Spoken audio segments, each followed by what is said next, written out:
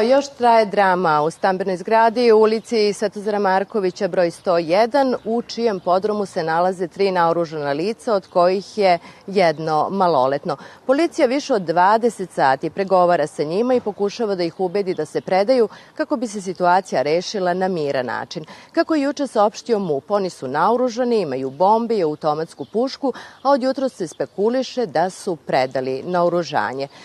Evakuisani su stanari, znači ovaj deo iznad ulaza u zgradu, i mnogi od njih noć su proveli napolju. Da vidimo šta su nam rekli. Nije se dešavalo ovako nešto. Šta se desilo, ne znam. Ne znam šta će se desiti. I šta će se desiti?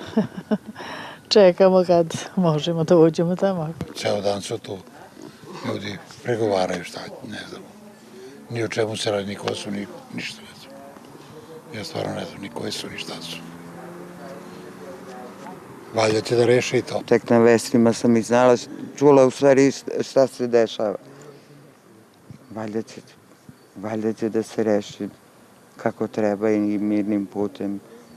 Jer stvarno neuobičajeno za ovaj kraj, a i za sam grad. Inače, Nadeo muškarac za kojim je raspisana poternica juče je pozvao policiju u Kragujevcu i rekao da želi da se preda. U međuvremenu se predomislio i sa 2 mladića zatvorio u podrum zgrade. Kako nam je potvrđeno, oni su tokom pregovora sa policijom rekli da nemaju nikakav zahtev.